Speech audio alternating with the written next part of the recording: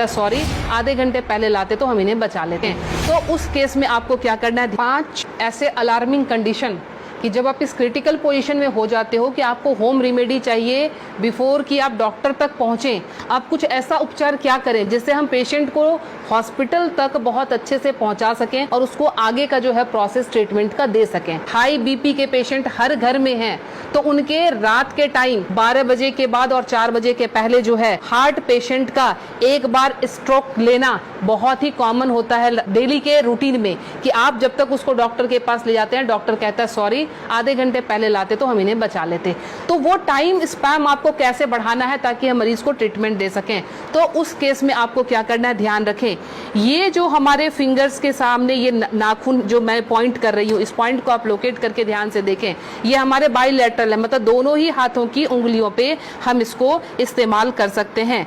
जब भी आपको लगे कि कोई पेशेंट बिल्कुल उसका जो है बीपी बहुत हाई चला गया है और आपको डॉक्टर तक जाने के पहले अगर उसको स्ट्रोक ना आ जाए, लाइफ उसकी खत्म होने से बचाने के लिए आपको सिंपली क्या करना है, आप कोई भी पिन ले लेंगे, पिन लेके आप उसको सिंपल कि जिस तरह से हमने पिन लिया, आप घर में सेफ्टी पिन ले सकते हैं, क्योंकि उसको थोड़ा सा आपने डिटॉल या उसे स्टरलाइज कर लेंगे। स्टरलाइज करने के बाद सिंपल आप यहाँ पे प्रिक करेंगे और प्रिक करके यहाँ से आप थोड़ा सा ब्लड जो है इस तरह से 5 to 10 ड्रॉप्स इस तरह से निकाल देंगे। ये ध्यान रखें, ये बहुत ही इमरजेंसी केस है और ये करते ही आपके पास पेशेंट के लिए एटलीस्ट 3 से 4 घंटे मिल जाएंगे कि आप उसको डॉक्टर तक सेफली पहुंचा सकते हैं और वहां उसको ट्रीटमेंट मिल सकता है। दूसरा काम, अगर ये भी करने की हिम्मत आप में नहीं है, फ्रिज का ठंडा दूध 1 गिलास उस पेशेंट को पिला दें।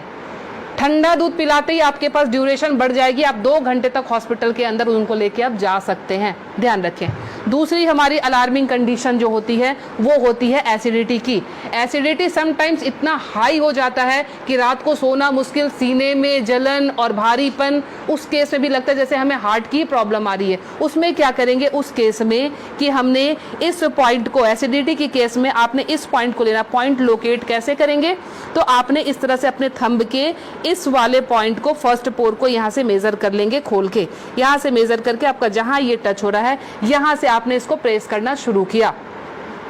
20 to 30 टाइम्स इसको आप डीप प्रेस करेंगे।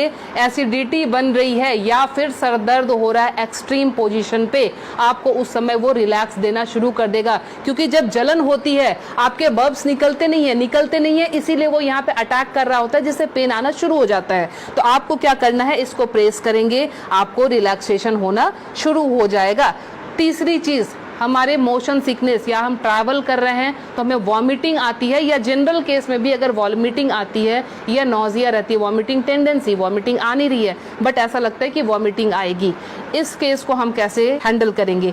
आप अपने ये रिस्ट के क्रीज ले लें, ये रिस्ट के क्रीज आपको दिख रहे हैं, इस क्रीज से, ये जो क्रीज हमारी बनी हुई है, इस क्रीज से अपने ही फिंगर को रखना है, ध्यान रखना है, अपने फिंगर के 2 फिंगर को रखना है। इसके बाद ये पॉइंट जहाँ पे आता है इसको आप लोकेट करेंगे और ध्यान से देखें, यहाँ पे 2 आर्टरी आ रही होती है, आप जब फील करेंगे 2 आर्टरी के बीच में, ये यहाँ पे आपको इस पॉइंट को अब दबाना शुरू कर देना है। अगर आप इसको तेज दबाएंगे, इमीडिएटली आपके वॉमिटिंग टेंडेंसी जो है वो वहीं स्टॉप हो जाएगी और ये आपके मोशन सिकनेस में भी काम करेगा। कहीं आप ट्रैवलिंग में जा रहे हैं तो वहां ये काम करेगा। अब मोशन सिकनेस को रोकने के लिए घरेलू उपाय क्या करें। पुराने जमाने में ध्यान है आपको 10 पैसे के और 5 पैसे के सिक्के मिलते थे, वो सिक्के अगर आपके पास हैं तो सिक्के को सिर्फ मुंह में रख लेना है, कुछ नहीं करना है। वो रख के, या पान के पत्ते, ध्यान रखें मैं पान खाने की बात नहीं कर रही हूँ, उसमें गुलकंद और वो सब मिलाने की, मैं सिर्फ कह रही हूँ पान के पत्ते, वो आप चबाते हुए चले जाएंगे, आपका मोशन सिकनेस जो है वो कंट्रोल हो जाएगा। तीसरी चीज जो आती है एलर्जिक अस्थमा की, मतलब एक ही आपको स्ट्रोक आया और आपके जो है बिल्कुल सांसें फूलनी शुरू हो गई, सांस नहीं आ रही है, हेवीनेस आ रही है, उस केस में आप क्या करेंगे, अपने नाक को खोलने के लिए, ताकि ब्रीदिंग आपकी एकाएक स्टार्ट हो जाए, आप अपने हाथ को लेंगे और इस तरह से नाक को सटाएंगे। नाक की टिप जो है हाथ के जिस पार्ट को टच कर रही है उसको दबाना शुरू करेंगे और ये बहुत पेनफुल होता है, ध्यान रखें। आप अपने आप भी इसको दबा नहीं पाएंगे, बहुत ज़्यादा पेन होता है। हमने पेशेंट को ऐसे किया, ये टिप जहाँ पे आया, और ये 90% पेशेंट को ये पेनफुल वैसे भी होता है। आप उठा लीजिए, अब ये यहाँ पे इनका टच हुआ था, ये जब हम दबाएंगे 90% पेशेंट को वैसे भी, क्योंकि हल्के हल्के एलर्जी की प्रॉब्लम इन दिनों महामारी बीमारी के बाद लंग्स सबके वीक हुए हैं, तो सबके जो है ये प्रॉब्लम रहती ही रहती है। लास्ट में आपको बता रही हूँ इंसोम्निया के लिए, नींद नहीं आती है उस केस में आप क्या करेंगे। नींद नहीं आने के केस में हमने क्या करना है कि ये हमारा ईयर लोब है, ये पूरा सेक्शन जो है ये ईयर लोब का है। रात को आप क्रीम या तेल लेकर इस सेक्शन की इस तरह से हल्के हल्के हाथों की मसाज देंगे।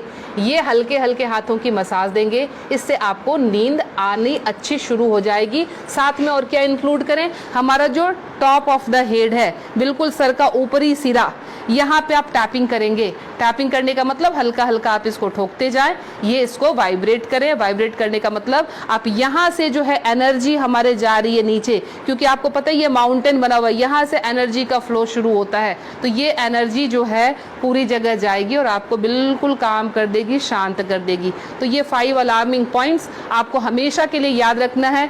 पता नहीं आज आपने देखा, भूल गए, कल आपको जरूरत पड़ जाए, तो इसलिए आप प्लीज़ इसे सेव कर लें, अच्छे से देख लें और समझ जाएं और अपना ट्रीटमेंट एमरजेंसी केस में ज़रूर कर लें। मैं Leena Shrigyan, naturopathy and alternative therapy expert, New Delhi से। मुझसे मिलने के लिए